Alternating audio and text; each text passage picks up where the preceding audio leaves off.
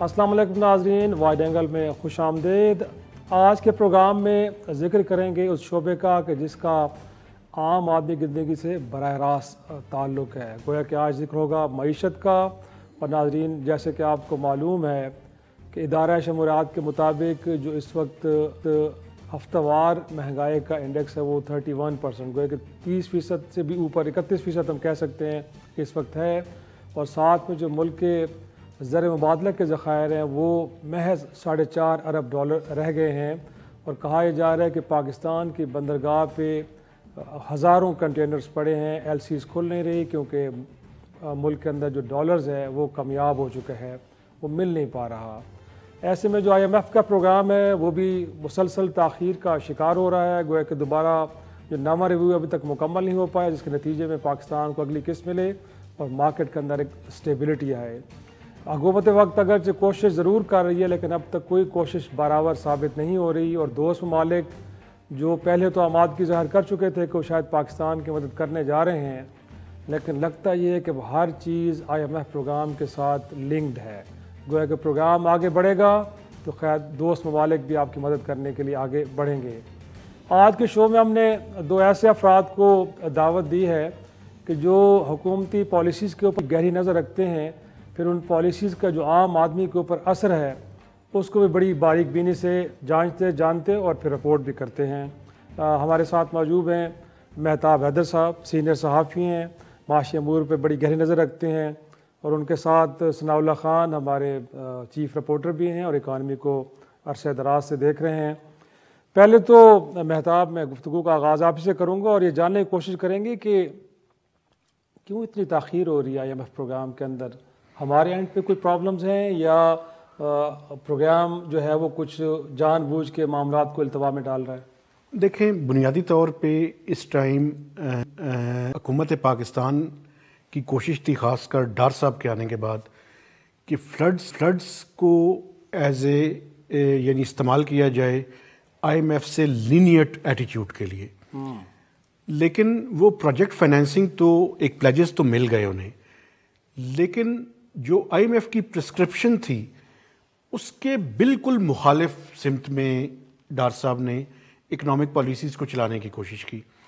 اور دوسرا یہ ہے کہ یہ 2016-17 کا پاکستان بھی نہیں ہے اور 2016-17 کی دنیا بھی نہیں ہے۔ صحیح، ایک گلوبل ورلڈ بھی چینج ہو چکی ہے، اور اس ٹائم جب ڈار صاحب نے لاسٹ IMF کو پروگرام کمپلیٹ کیا تھا تو شاید ہم کچھ گڈ بکس میں تھے، شاید ہم اب اتنی گڈ بکس کے اندر نہیں ہیں۔ اور دوسری طرف جو انٹرنل جو پولیٹیکل انسٹیبلٹی، اور دوسرا یہ دیکھیں کہ IMF کے ساتھ ہم نے پرسکرپشن کیا طے کی تھی، ہم بجٹ ڈیفیسٹ کو کم کریں گے، صحیح، ہم ریونیوز کو بڑھائیں گے، ایکسپینڈیچرز کو کم کریں گے، ہم انرجی سیکٹر کا جو سرکولر ڈیٹ ہے اسے کم کریں گے، اور ایکسچینج ریٹ کو ہم جو ہے وہ مارکیٹ بیسڈ کریں گے۔ ڈار صاحب کے آنے کے بعد انہوں نے کوشش کی کہ ہم جو ہے وہ PDL اتنی نہ بڑھائیں جتنا IMF کے ساتھ ایگری تھا، تاکہ لوگوں کے اوپر جو POL کا پریشر ہے وہ نہ آئے، پرائسز نہ بڑھیں۔ اس کے ساتھ ساتھ انہوں نے کوشش کی کہ ایکسچینج ریٹ کو آرٹیفیشلی مینیج کر کے رکھیں۔ اس وجہ سے دیکھیں کہ اس ٹائم مارکیٹ کے اندر 2 سے 3 ریٹس ہیں۔ تیسرا جو ہے وہ انہوں نے کوشش کی کہ انرجی سیکٹر تو ایک پرپیچول ہے، پچھلے 15-20 سال کے اندر لیکن چاہے جو بھی گورنمنٹ آئی ہے، دعوے انہوں نے جو بھی کیے ہوں، لیکن سرکولر ڈیٹ بڑا ہے، کم نہیں ہوا۔ تو یہ تینوں چیزیں جو ہیں وہ IMF پروگرام کے بالکل خلاف تھیں، اس لیے جو کام ہمیں نومبر کے فرسٹ ویک میں کر لینے چاہیے تھے، صحیح، آج تقریباً 3 مہینے گزرنے کے بعد ہم انہی کاموں پہ اب دوبارہ سے بات چیت ہوگی، اور آلموسٹ اگر ہم نے IMF پروگرام ریوائیو کروانا ہے تو ہمیں ایڈیشنل ٹیکسز بھی لگانے پڑیں گے، ہمیں PDL بھی بڑھانا پڑے گا، جو اس ٹائم ڈیزل پہ 35 روپے اس کو 50 روپے کرنا پڑے گا، ہمیں جو ہے وہ ایکسچینج ریٹ کو بھی الاؤ کرنا پڑے گا کہ روپی جو ہے وہ تھوڑا سا مزید جو ہے وہ ڈیپریسیٹ کرے اگینسٹ ڈالر، تاکہ ایک ایکسچینج ریٹ ہو، چونکہ اس ٹائم جو سرکاری ایکسچینج ریٹ ہے اور باقی ایکسچینج ریٹ ہے 30 سے 40 روپے کا فرق ہے۔ تو یہ سارے اقدامات کریں گے ہم، اس کے بعد IMF کا پروگرام ریوائیو ہوگا۔ ڈار صاحب کی جو اکنامکس ہے اس کو سامنے رکھتے ہوئے ریوائیو نہیں ہو سکتا، لیکن ثناء اللہ جو جس طرح مہتاب بھی کہہ رہے ہیں کہ کمٹمنٹس تو ہم نے دی، لیکن کیا وہ کمٹمنٹس جو تھیں وہ ریئلسٹک نہیں تھی جو پروگرام کے اندر ہم نے چیزیں طے کی، یا پھر ہم یہ کہہ سکتے ہیں کہ کیونکہ اس کا پولیٹیکل لاس ہے، بہرحال ظاہر سی بات ہے، اب غیر مقبول فیصلے جب کرتے ہیں تو عوام کے اوپر اس کا نیگیٹو امپیکٹ آتا ہے، اور سیاسی جماعتیں ہمیشہ ایسے فیصلے کرنے میں تاخیر کرتی ہیں یا اس طرح کے فیصلے کرتی نہیں ہیں.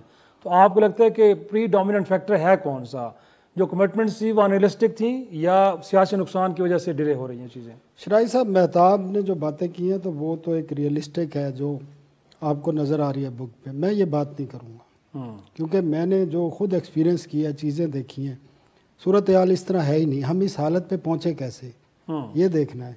پرائرٹیز کیا ہیں ہماری. آپ تمام سیاسی جماعتوں کو دیکھ لیں، ان کی پرائرٹی میں عوام ہے ہی نہیں کہیں. جھوٹ، منافقت، اپنی سیاسی پاور حاصل کرنا، اپنے مفادات حاصل کرنا. تمام سیاسی جماعتیں آپ دیکھ لیں، پی ٹی آئی کا دور دیکھ لیں، وہاں پہ آپ کے ساتھ ایک وقت میں پرویز الہی صاحب ڈاکو تھے سب سے بڑے. ٹھیک ہے، آج کدھر بیٹھے ہیں. ایم کیو ایم کیا تھی؟ آج فواد چودھری کہتا ہے ہر بندے نے 30 قتل کیے ہوئے ہیں. اس ٹائم وہ ساتھ بیٹھے، وہ جو کہتے تھے وہ کرتے تھے. آج وہ ان سے جو کہہ رہے ہیں وہ کر رہے ہیں. اس وقت بھی حکومت کی پرائرٹیز جو ہے نا عوام نہیں ہے. آپ دیکھ لیں نا چیزیں، کسی زمانے میں وہ زیادہ امپورٹنٹ ان کے لیے آپ کا سر کچھ نہیں ہے. ان کی پرائرٹیز ہیں، پاور بھی رکھنی ہے، سیاسی ساکھ بھی بچانی ہے. آئی ایم ایف پروگرام ہو جائے، نہیں ہوتا تو باڑھ میں جائے.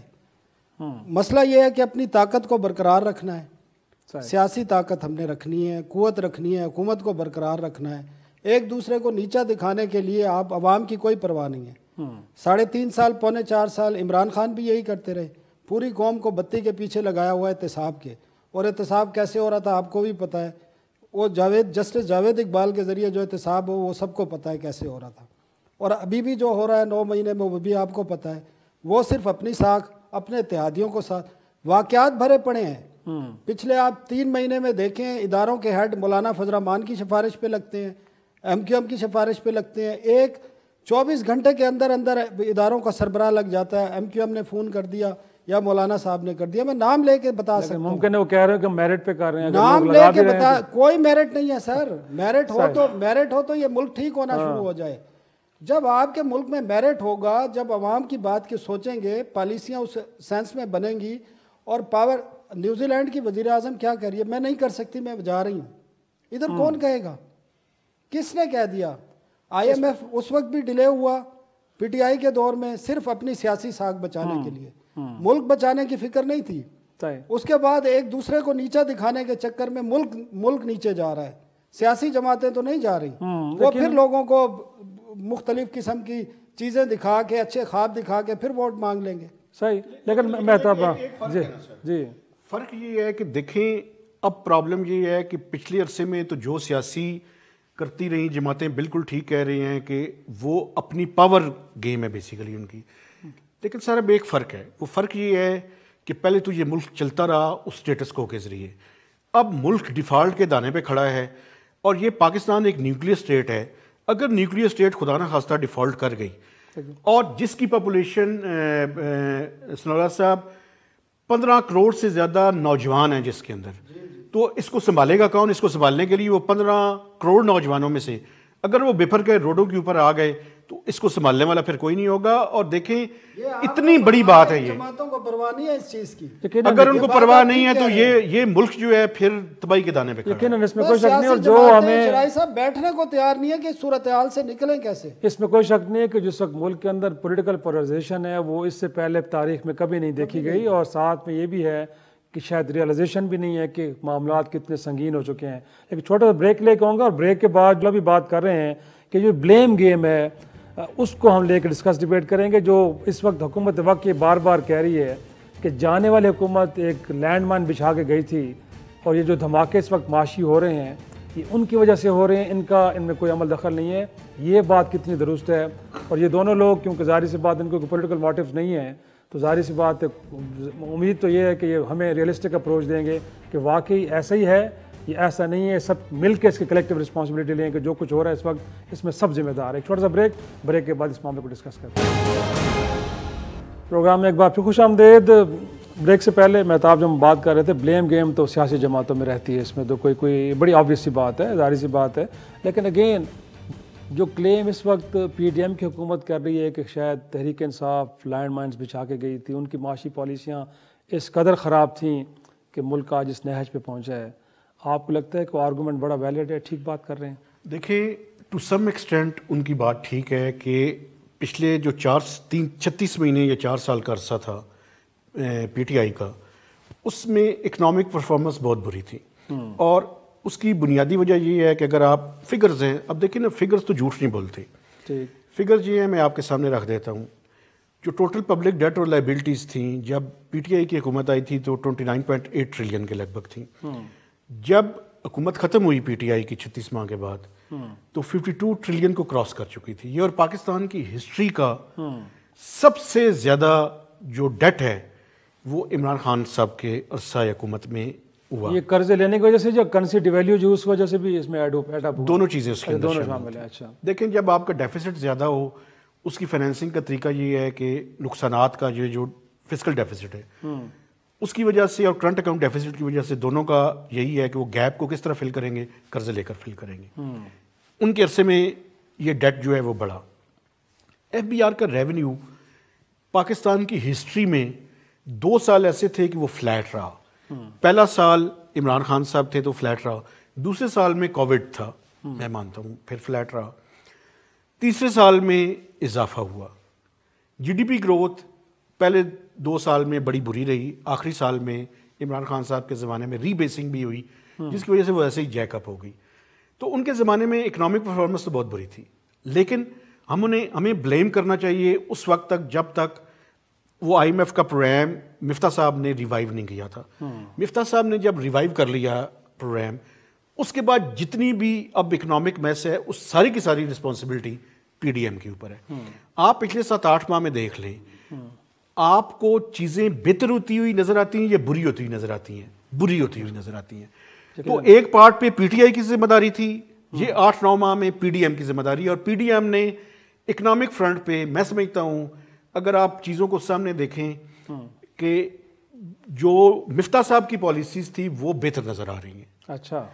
اور ڈار صاحب جس طرح سے اکانومی کو مینج کرنے کی کوشش کر رہے ہیں فی الحال تک ہم اسے کہہ سکتے ہیں کہ اس کا کوئی رزلٹ اچھا نہیں ہے. لیکن ایک اور بات، اگر پاکستان کی اکانومی کا کمپیریزن ہم نے کرنا ہے تو آپ 2016-17 کا پاکستان جو ہے وہ اکنامک فرنٹ پہ آج سے بہت بہتر تھا. اس کا مطلب یہ ہوا کہ وہ جو پورے کا پورا عمران پروجیکٹ اور اس سے کے ساتھ جڑی ہوئی سپریم کورٹ کی چیزیں کی گئیں اس کے نتیجے میں اس ملک کے اندر کوئی بہتری نہیں آئی. یقیناً لگ رہا ہے، اور جو گراؤنڈ ریئلٹیز ہمیں یہی بتا رہی ہے. لیکن اگین اب کچھ تو ثناء اللہ اب ہمارے دوست ممالک کا بھی رویہ یکسر تبدیل ہو گیا، اب چیزوں کو کلب کیا جا رہا ہے آئی ایم ایف پروگرام کے ساتھ.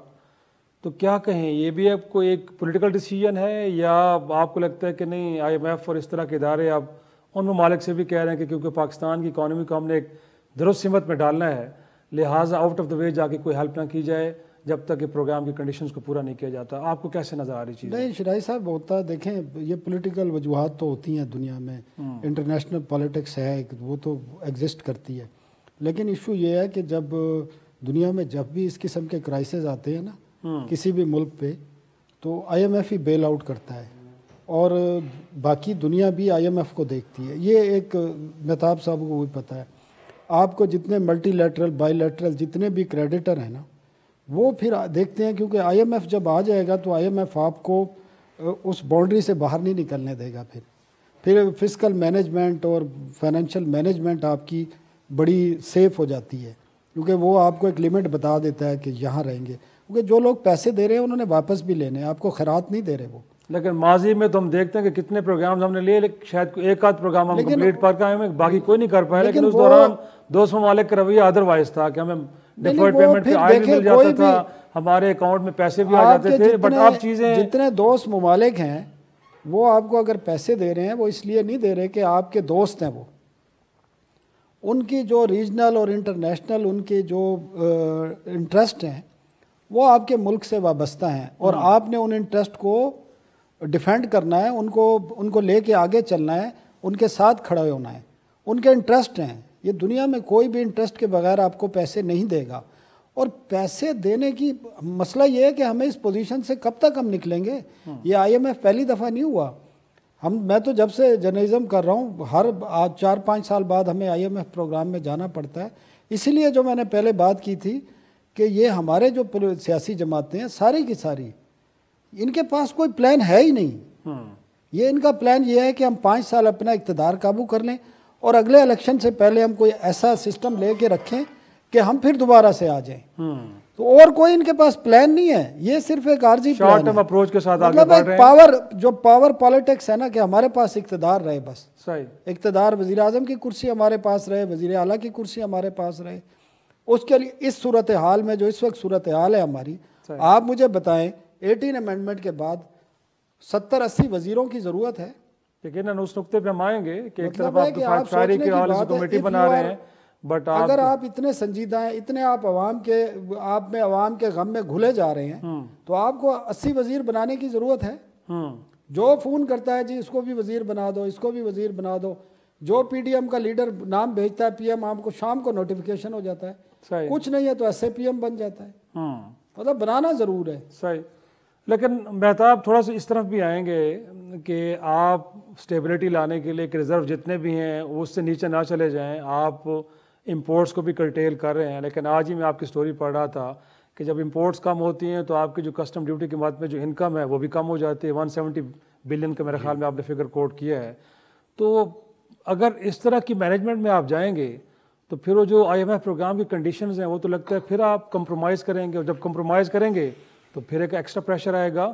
تو یہ کلیئرٹی آپ کو لگتا ہے نہیں, یا اگین جو پہلے میں نے بات کی کہ کوئی پولیٹیکل لاس ہو رہا ہے لہٰذا آنکھیں چرا کے یا آنکھیں بند کر کے بیٹھے رہیں اور سسٹم کو ایسے چلنے دیا جائے؟ دیکھیں ایک بات تو اس میں بالکل روشن کی طرح یہ ہے کہ ڈار صاحب اکانومی کو سمجھتے ہیں. یہ ایسا مسئلہ نہیں ہے کہ وہ اکانومی کو سمجھتے نہیں ہیں, لیکن جو پولیٹیکل کنسیڈریشنز ہیں وہ میں سمجھتا ہوں کہ اس ٹائم جو ہے نا وہ ڈرائیونگ فورس ہے.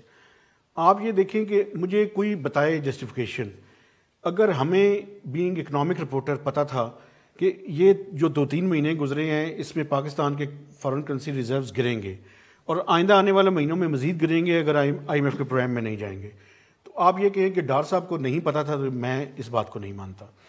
لیکن بنیادی طور پہ ان کے لیے پرابلم کیا ہے؟ اب پرابلم جو ہے نا اس کی طرف ہمیں جو ہے وہ کرنا چاہیے. آپ یہ دیکھیں کہ 2 صوبائی اسمبلیاں ڈیزالو ہو چکی ہیں اور صوبائی اسمبلیوں کے الیکشن انہوں نے لڑنے ہیں, اور ایک ایسے وقت میں اب IMF کا پروگرام انہوں نے ریوائیو کرنے کے لیے سخت ترین اقدامات لینے ہیں. مثلا 200 ارب روپے کے ٹیکس لگانے ہیں انہوں نے, اس کے بعد PDL بڑھانا ہے تو اس کے نتیجے میں پیٹرولیم کی پرائسز بڑھ رہی ہیں, 15-20 روپے اور چڑھ جائیں گے. بالکل. اس کے علاوہ IMF یہ کہہ رہا ہے کہ پیٹرول کے اوپر GST لگائیں, وہ میرے خیال میں نہیں مانیں گے, وہ اس وقت زیرو ہے, وہ زیرو ہے اس ٹائم. اس کے علاوہ ود ہولڈنگ ٹیکسز جو ہے وہ ان میں بھی اضافہ کرنا ہے. اس کے علاوہ بجلی کی قیمت بڑھانی ہے, اس کے علاوہ گیس کی قیمت بڑھانی ہے کچھ 73 سے 78%. ایک ایسے وقت میں جب لوگوں کو گیس گھروں میں, آپ جو دیکھنے والے ہیں وہ بتائیں گے مل ہی نہیں رہی. اس کے علاوہ جب ایکسچینج ریٹ کو ڈیپریسیٹ کریں گے آپ, تو اس کے نتیجے میں انفلیشن میں بڑی آسانی سے پریڈکٹ کر سکتا ہوں. آپ فوڈ انفلیشن 30-31% کہہ رہے تھے اور جنرل انفلیشن 25-26% ہے. اگر ہم IMF کا پروگرام امپلیمنٹ کریں گے تو یہ انفلیشن 35 سے 40% ہو جائے گی, اور فوڈ انفلیشن شاید 60 سے 70% پہ چلی جائے. او گاڈ. لیکن اگر ہم IMF کا پروگرام نہیں کریں گے پھر اسکائی از دا لمٹ. پھر ایک تو اس ملک میں کوئی, مجھے نہیں پتا کہ کیا ہوگا. یہ ہو سکتا ہے کہ فوڈ شارٹیجز ہوں, یہ ہو سکتا ہے کہ میرے پاس پیسے ہوں لیکن پیٹرول ڈلوانے کے لیے موجود نہ ہو. ابھی بھی اس ٹائم بھی پیٹرول کی شارٹیج ہے اور اس کو مینیج کرنے کی کوشش کی جا رہی ہے. صحیح. تو چوائس از اوورس, یہ چوائس جو ہے وہ مشکل ہے. میں یہ سمجھتا ہوں اس ٹائم سر, آپ حلقے پہ شاید بعد میں بات کریں, ایک چارٹر آف اکانومی پہ ہمیں بات کرنی چاہیے. یہ دیکھیں یہ ملک ہوگا تو سیاست بھی ہوگی, یہ ملک نہیں ہوگا اور ڈیسٹیبلائز ہوگا تو کون سی سیاست کریں گے آپ؟ درست. لیکن یہ جو ہے نا سنکنگ شپ, اور اوپر سے آپ اقدامات کس طرح کے کر رہے ہیں, آسٹریلٹی کمیٹی بنا رہے ہیں, آنکھوں میں دھول جھونکنے کے مترادف ہے. پاکستان کے لوگوں کو بیوقوف سمجھتے ہیں. پلیز اس طرح سر وہ 15 لوگ پڑھے نا, ان سے کہیں وہ 15 لوگ ہی اپنے امراض کم کر لیں, ایک بھی نہیں کرے گا, میں زیادہ لے لیں گے. وہ مجھے ایک چھوٹی سی بریک کے لیے کہا جا رہا ہے, اور بریک سے جب واپس آئیں گے تو یہ بھی جان کریں گے جو اس وقت انفلیشن ہو یا پھر ڈالر کی 3 طرح کی قیمتیں ہیں, اس میں مارکیٹ فورسز کا کتنا کوئی عمل دخل ہے, اس پہ بھی تھوڑی سی ہم گفتگو کریں گے چھوٹی سی بریک کے بعد. پروگرام میں ایک بار پھر خوش آمدید. نسنالو بریک سے پہلے ہم جو بات کر رہے تھے انفلیشن کی، انفیکٹ لگتا تو ہے اس بات پہ کئی دفعہ خود حکومتی حلقے بھی اس کا اظہار کر چکے ہیں، جو مارکیٹ فورسز ہیں، ہورڈنگ کا ہو یا پھر لوگ ڈالرز کے اوپر بزنس کر رہے ہیں، ایون کہ بینکس تک انوالو ہیں جن کو ابھی تک فائن نہیں ہو پایا. تو ان کا عمل دخل بھی آپ کو لگتا ہے؟ اور اگر ایسا ہے تو پھر یہ تو پیورلی گورننس کا ایشو ہے، گویا کہ اس معاملے کو تو اس طریقے سے حل کیا جا سکتا ہے. تو اس ایرے میں بھی آپ کو لگتا ہے کہ حکومت وقت کچھ نہیں کر رہی، ان کی ترجیحات کچھ اور ہیں؟ جی شرائی صاحب، میں نے پہلے جس طرح بتایا، ایک تو قیاس ہے نا، قیاس ہے اور سب کو پتہ ہے شارٹیج ہے، اور مارکیٹ میں ریٹ بھی ڈالر کے ڈیفرنٹ ریٹ ہیں، 2-3 قسم کے 4 قسم کے ریٹ ہیں، مل بھی نہیں رہا. اور $4.5 بلین کے جو ایل سیز ہیں وہ بریک ہیں، وہ رکی ہوئی ہیں، اور لوگوں کی فیکٹریاں بند ہو گئی ہیں، لوگوں کے پاس را مٹیریل ہی نہیں ہے، لوگوں نے فیکٹریوں سے لوگوں کو فارغ کر دیا ہے. اور اسٹیٹ بینک بھی مجبور ہے، لوگوں کے پاس اگر کوئی ڈالر ہیں تو وہ ایل سی ڈائریکٹ جا کے خود نہیں کھلوا سکتے، ایک سسٹم کے تحت ہی کرنا پڑتا ہے. تو گورننس کا ایشو تو صاف نظر آ رہا ہے، کیونکہ جس طرح مہتاب بتا رہا تھا، پرائرٹی سیاسی پرائرٹی زیادہ ہے. ایک تو ان کے سر پہ عمران خان صاحب کھڑے ہیں، ٹھیک ہے نا، وہ چارٹر آف جو اکانومی کی یہ بات کر رہے ہیں وہ تو ممکن ہی نہیں ہے. بات چیت جو بندہ ٹیبل پہ ساتھ بیٹھنے کو تیار نہیں ہے تو وہ بات چیت تو چارٹر آف وہ اکانومی تو دور کی بات ہے، یہ تو اس ملک میں ممکن ہی نہیں ہے. ہاں وہ اس شرط پہ بیٹھنے کو تیار ہے کہ مجھے وزیر اعظم دوبارہ سے بنا دو، مجھے 2/3 اکثریت دے دو، چیف الیکشن کمشنر میری مرضی کا لگا دو، آرمی چیف میری مرضی کا لگا دو، اور یہ سارے جو میرے جتنے بھی کہتے ہیں نا حکومت ریسیونگ اینڈ پہ ہوتے ہیں، ذمہ داری تو ان کی ہے، بٹ ان کے اینڈ پہ بھی آپ کو لگتا ہے کہ رویہ ایسا ہے کہ چاہ رہے ہیں کہ سیز فائر ہو، انگیج کیا جائے، گفتگو کی جائے؟ ان کا بھی یہی رویہ ہے. میں نے تو آپ کو پہلے ہی کہا کہ سیاسی جماعتیں تمام کی تمام نا وہ پاور پالیٹکس میں لگی ہوئی ہیں کہ پاور رکھیں. اور مہتاب نے بڑی بات ہی ختم کر دی، جب ملک ہی نہیں ہوگا تو پھر آپ سیاست کہاں کریں گے، پھر کس طرح سیاست کریں گے. اور یہ لاسٹ بات جو انہوں نے بات کی ہے، میں ایگری کرتا ہوں.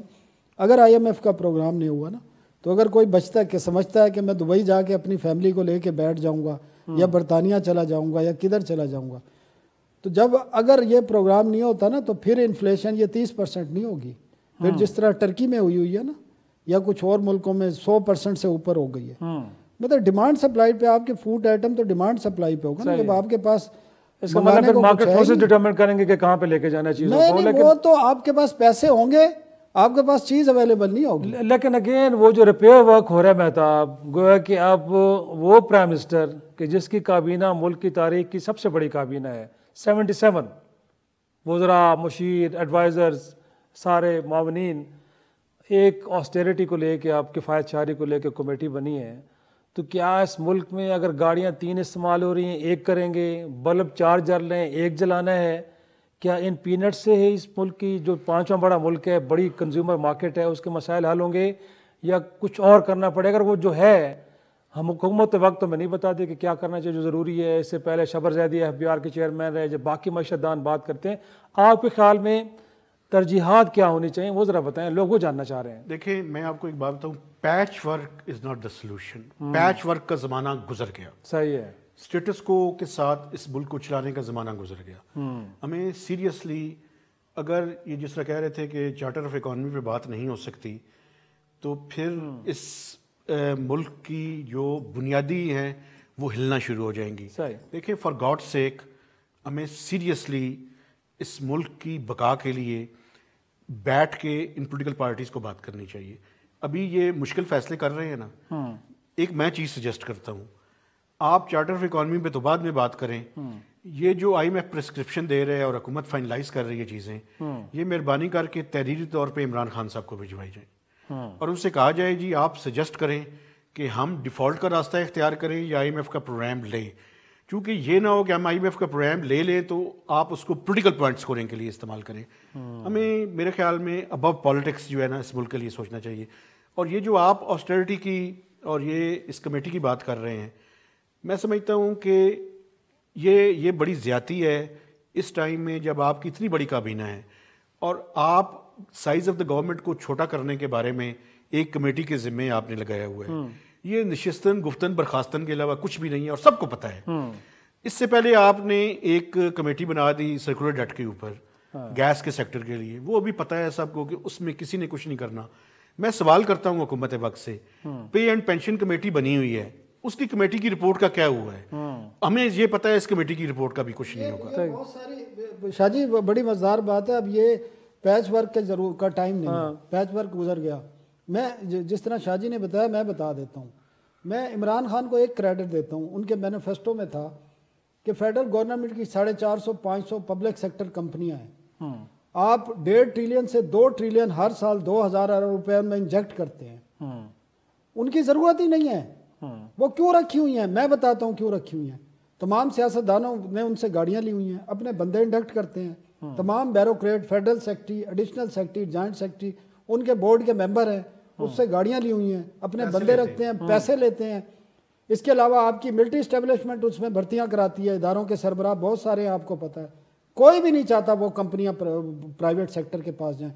بھائی جان چھڑائیں ان سے فوری طور پہ. عمران خان کے مینیفیسٹو میں تھا, لیکن اس کے کیبنٹ نے, ان کے بیوروکریٹس نے ان کو اس لائن سے ہٹا دیا, اور وہ ابھی تک ہٹے ہوئے ہیں. اس کے ساتھ 18 امینڈمنٹ کے بعد آپ کے یہ 70-80 وزارتوں کی ضرورت نہیں ہے, ادھر 6 وزارتوں کی ضرورت ہے ٹوٹل. باقی پروونشل سبجیکٹ ہو گئے ہیں. فیڈرل گورنمنٹ اتنی بڑی نہیں چل سکتی. آپ فوج پہ تنقید کرتے ہیں, اتنی بڑی فوج ہے, آدھی کر دیں, یہ کر دیں. بھائی فوج سے زیادہ تو آپ کا سیکریٹریٹ بھرا ہوا ہے. آپ نے 100 ڈویژن بنائے ہوئے ہیں. کیوں بنائے ہوئے ہیں بھائی؟ وہ صوبوں کے پاس چلے گئے ہیں. آپ ڈیفینس, فارن افیئر اور 1-2 اور وزارتیں فائنانس رکھ کے باقی آپ ختم کر دیں. نہیں ضرورت بھائی. آپ نے سیاست اپنی بچانے کے لیے 100 وزیر بنانے ہیں تو ان کو چندے لگا دیں ان کے بھائی. لیکن ایک چیز سر بڑی ضروری ہے یہ ساری باتوں کے ساتھ ساتھ دیکھیں, یہ ملک اگر ہم نے چلانا ہے نا, ہمیں ایکسپورٹس بڑھانی پڑیں گی. روپیہ تو پھر ہم چھاپ سکتے ہیں, ڈالرز چھاپے نہیں جا سکتے سر. ڈالرز ارن کرنے کا طریقہ یہ ہے, ہمیں اپنی سکلز بڑھانی پڑیں گی, اپنی انڈسٹری کو چلانا پڑے گا, ایکسپورٹیبل سرپلس جنریٹ کرنا پڑے گا. اور اگر مائنڈ نہ کریں تو سیکیورٹی اسٹیٹس ایکسپورٹ زیادہ نہیں بڑھا سکتے. شاہ جی کھولیں ساری چیزیں. لیکن اگین مہتاب, اس مقابلے کی دنیا میں جہاں پہ ان پٹ کاسٹ آپ کی اتنی زیادہ مہنگی ہو, ایک طرح سے بجلی آپ کس طرح تاجر کو دے رہے ہیں؟ آپ نے پچھلے دنوں دیکھا نا کہ کراچی کے ایک پروگرام میں انہوں نے تو چیمبر کی چابیاں اسٹیٹ بینک کے گورنر کے حوالے کر دی کہ آپ بھی چلا لیں. دیکھیں پاور سیکٹر تو ایک ایسا ہول ہے, یا پاکستان رہے گا یا پاور سیکٹر اس طرح سے رہے گا. وجہ 1600 ارب روپے کے لاسز تھے پچھلے سال, جو کہ آپ کے ڈیفنس بجٹ سے زیادہ تھے جو پبلش ڈیفنس بجٹ ہے. تو یہ کیسے چلے گا ملک؟ اور اس میں چوری تھی. تو خود آصف صاحب فرماتے ہیں. اس کی وجہ سر آپ نے 12 ڈسٹریبیوشن کمپنیاں اپنے پاس رکھی ہیں, منسٹر سیکرٹری اس کے ہیڈ ہیں, وہ انہوں نے سنبھالی ہوئی ہیں. آج وہ آپ پرائیویٹائزیشن چلے جائیں اس کی لسٹ میں وہ ساری شامل ہیں, نہیں بیچنے دیتے ان کو. بھائی پرائیویٹ سیکٹر کو دیں, آپ کا کام نہیں ہے وہ کمپنیاں چلانا. آپ کو میں گارنٹی سے کہتا ہوں آپ پرائیویٹ سیکٹر کو دیں, 2-3 سال میں آپ کے 2-2.5 ارب روپے ان کمپنیوں کے بچ جائیں گے. یہ کرنا نہیں چاہتے. اس کے ساتھ سنیں میری بات ایک اور, آپ ہر سال 2,500-3 ہزار ارب روپے ملیشیا کے, کینیڈا کے, امریکہ کے, یورپ کے کسانوں کو دیتے ہیں. ان سے جو آپ منگاتے ہیں امپورٹ, رشیا کے کسانوں کو دیتے ہیں. آپ اپنے کسانوں کو 28%, 30% پہ لون دیتے ہیں, 10 ہزار روپیہ لون. آپ ان کو دیں پیسے بھائی. آپ کو کوکنگ آئل کیوں منگانے کی ضرورت پڑے باہر سے؟ آپ پام آئل منگائیں, آپ گندم منگائیں, ان کو ایک پیسہ نہیں دیتے آپ. آپ نے جو کسان پیکج دیا وہ بجٹ میں چیزیں اناؤنس تھیں, وہ ٹوٹل فراڈ ہے آپ کا. اس میں 40-50 ارب روپے سے زیادہ پیسے ہی نہیں ہیں. لیکن مجھے لگتا ہے مہتاب کہیں نہ کہیں سیاستدانوں کے اینڈ پہ انڈرسٹینڈنگ تو ہے. اس سے پہلے ہم نے تحریک انصاف کی حکومت دیکھی, ڈاکٹر ارشد حسین کی سربراہی میں ایک بنا, اور 4 لگ رہا تھا کہ ریفارمز کرنے جا رہے ہیں. اس ملک کے بیوروکریٹک سسٹم کے اندر بھی بہت کچھ لمبا ازدحام بنا ہوا, اس کو بھی سمیٹنے کی کوشش کی گئی. بہت ساری اس طرح اور کمیٹیز بھی بنی, لیکن امپلیمنٹیشن کی سٹیج پہ چیزیں نہیں آ پاتی. تو کہیں تو لگتا ہے نا کہ ریاستی مشینری بھی ایک بہت بڑی ہرڈل ہے, جس کا ذکر شبر زیدی صاحب بھی کئی انٹرویوز میں کر چکے ہیں کہ وہ ریفارمز کرنا چاہ رہے تھے, بٹ کہاں پہ رکاوٹ آئی؟ وہی نظام ان کو روک رہا تھا. دیکھیں وہ ساری باتیں ٹھیک ہے, لیکن اس ٹائم ایک کرائسس ایسا ہے جو سائملٹینیسلی آ گیا ہے, اور یہی میرے خیال میں کوئی بدقسمتی بھی ہے ہماری کہ پولیٹیکل ٹینیور کا جو اینڈ ہے اور جو پولیٹیکل اکنامک کرائسس ہے وہ سائملٹینیسلی اس ملک کو ہٹ کر رہے ہیں. یہ زیادہ تر اس طرح نہیں ہوتا. ہوتا کیا ہے کہ ایک حکومت جانے کے ٹائم مشکل حالات میں ہوتی ہے, تو نئی حکومت آتی ہے تو وہ کہتی ہے یہ مجھے کرائسس ملا اور میں نہیں کر سکا. اب یہ کرائسس نہیں, یہ میلٹ ڈاؤن ہے. ہمیں سب کو ایک دیکھیں, اس ملک کو چلانا سیاستدانوں نہیں ہے, ایک کانسٹیٹیوشن ہے, اس کانسٹیٹیوشن کے تحت ہی چلنا ہے اس ملک نے, لیکن خدا کا واسطہ ہے یہ اپنی تیاری کر کے آئیں, پولیٹیکل انسٹیبلٹی سے نکلیں. چارٹر آف اکانومی پہ بات کرنی پڑے گی الٹیمیٹلی. اگر ہم نہیں کریں گے اس ملک کے ساتھ یہ سیاستدانوں کی زیادتی ہوگی. ہمیں چاہیے کہ ہم ان کو کرٹیسائز کریں, ان کو فورس کریں اور ان کو اس چیز پر لے کر آئیں. آپ بیٹھیں, بات کریں اور الیکشنز کی طرف جائیں. اگر یہ اکنامک اسٹیبلٹی آتی ہے الیکشن جلدی سے جلدی کروائیں, تاکہ ایک بندے کے پاس اگر 5 سال کا مینڈیٹ ہو تو اسے پتا ہو کہ میں نے ملک کو کس طرح سے چلانا ہے. یقینی طور پہ یہ اس طرح سے نہیں چلے گا جس طرح سے ہم چلا رہے ہیں. یقینی طور پہ. لیکن ایک چھوٹی سی بریک سے جو واپس آئیں گے تو اس ملک کے اندر جو پولیٹیکل انسٹیبلٹی اور ساتھ میں ہمارے ریجنل ڈسپیوٹ اور خارجہ پالیسی جو ہماری ہے, یہ ہماری معیشت کے لیے کتنا ایک پرابلمیٹک ہے, اس پہ ڈسکشن کریں گے. چھوٹی سی بریک کے پروگرام میں ایک بار پھر خوش آمدید. اور میرا یہ دونوں سے اب سوال ہے, آپ باری باری جواب دیجیے گا. جو میں نے دو تین ایریاز گنوائے ہیں, ایک تو ملک کے اندر جو سیاسی عدم استحکام ہے, ساتھ میں جو ریجن کے اندر ڈسپیوٹس چل رہے ہیں, اور تیسرا جو ہماری خارجہ پالیسی. گویا کہ ہم اس کے اندر کوئی بدلاؤ لے کے آتے ہیں تو لگتا ہے کہ ہمارے پر ایک دباؤ کی کیفیت بن جاتی ہے, اور وہ معاشی دباؤ کی شکل میں بھی نظر آتی ہے. تو اگر میں کہوں کہ 10 پوائنٹس ہیں تو آپ ان تینوں فیکٹرز میں سے کس کو کتنا پوائنٹس دیں گے کہ ان کا بھی بڑا عمل دخل ہے کہ ہم صحیح سمت میں نہیں جا پا رہے؟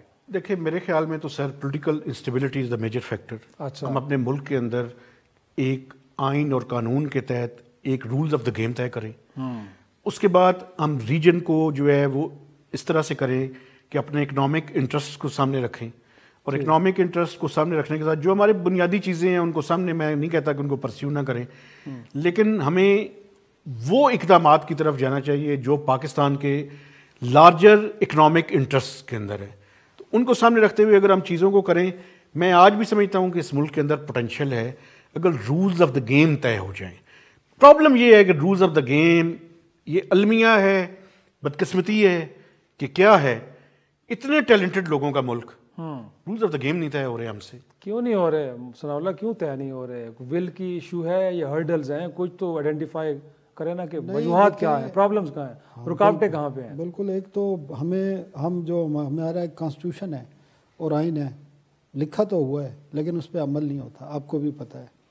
ابھی جو یہ دیکھ لیں نا نگران سیٹ اپ کے حوالے سے جو چیزیں ہوئی ہیں, یا اس سے پہلے جو ہوئی ہیں, یا جب عمران خان کی حکومت ختم ہوئی تھی اس وقت دیکھ لیں, یا اس سے پہلے نواز شریف کی کو جب سبق سکھانے کا فیصلہ ہوا, تو آپ دیکھ لیں ہمارے ادارے, ہمارے رولز, ہمارے قانون, آئین کہاں تھے. تو پہلے تو ہمیں یہ کرنا ہے کہ ہمارے جو ادارے ہیں نا, اگر ہم نے اپنے ملک کے اندر اسٹیبلٹی لانی ہے تو ادارے جتنے بھی ہیں, چاہے عدلیہ کے ہیں, چاہے فوج ہے, چاہے آپ کے اینٹی کرپشن کے ادارے ہیں, چاہے آپ کے کوئی اور ادارے ہیں, اٹانومس ہوں گے, ٹوٹل اٹانومس ہونے چاہیے.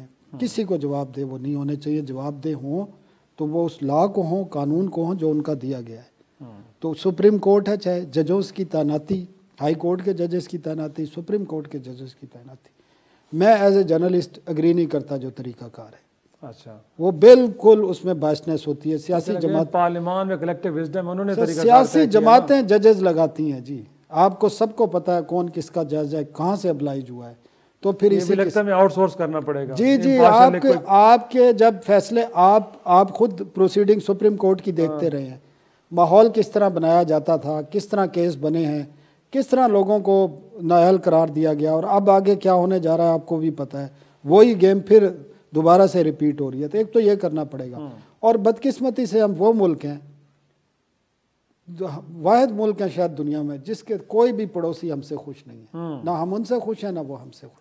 سب سے ہماری لڑائی ہے, چاہے وہ افغانستان ہے, چاہے ایران ہے, چاہے انڈیا ہے. مطلب ہے کہ ہمارے بازو میں انڈیا بیٹھا ہے, 1.5 ارب کی آبادی کا ملک ہے. جو ایکسپورٹ کی یہ بات کر رہے تھے نا, ہمارا جو ریزرو کا ایشو ہے نا, یہ جو اکانومی کا ایشو ہے, صرف ہماری ایکسپورٹ $100 بلین پہ چلی جائے نا, ہمارے مسائل اکانومی کے حل ہو جائیں گے. صحیح. اور اس کے لیے ہمیں اپنے پڑوسی ممالک کے ساتھ تعلقات بہتر کرنے پڑیں گے. کسی بھی طریقے سے کوئی راستہ ایسا ڈھونڈنا پڑے گا کہ ہم ان چیزوں سے نکلیں. ہم صحیح. اب کوئی میرے خیال میں اس حوالے شروعات ہو تو رہی ہیں. میرے خیال میں ہم نے یو ای کے حکمرانوں کو ریکویسٹ کی ہے کہ شاید انڈیا کے ساتھ ڈائلاگ کا, خالی انڈیا نہیں, ہمارا افغانستان بھی ہے, ایران بھی ہے, ایران سے بھی ہمیں اپنے ساتھ تعلقات کو اثر نو وہ کرنا پڑے. لیکن مہتاب اب تو ہم نے روس کو بھی انگیج کر لیا ہے. پچھلے دن ان کا ڈیلیگیشن آیا ہے, لگتا تو ہے کہ بڑی پازیٹیو چیزیں ہوئی ہیں. اب گیس بھی خرید رہے ہیں, تیل بھی خرید رہے ہیں, اور کہا یہ جا رہا ہے کہ دوست ممالک کی کرنسی میں پیمنٹ آپ کو کرنی ہوگی اور آپ کو ڈالرز نہیں چاہیے. تو تھوڑا سا ہمیں اب اطمینان ہو جانا چاہیے کہ کہیں اب ہمارے لیے اب سانس لینے کی گنجائش بن گئی ہے. پھر یہ ہمارے حکمران نجی محفلوں میں احسن اقبال صاحب کا نام ہی لے لیتا ہوں کہ کہتے ہیں کہ جی ہمیں تو چین کہتا ہے کہ صرف آپ چاہیں تو ایگریکلچر پروڈکٹ اگر آپ ہمیں ایکسپورٹ کرنا چاہیں تو 40 بلین کا پوٹینشیل موجود ہے. صرف 40 ارب کی آپ زرعی ہمیں مطلب ہے کہ پروڈکٹس ہمیں آپ ایکسپورٹ کر سکتے ہیں.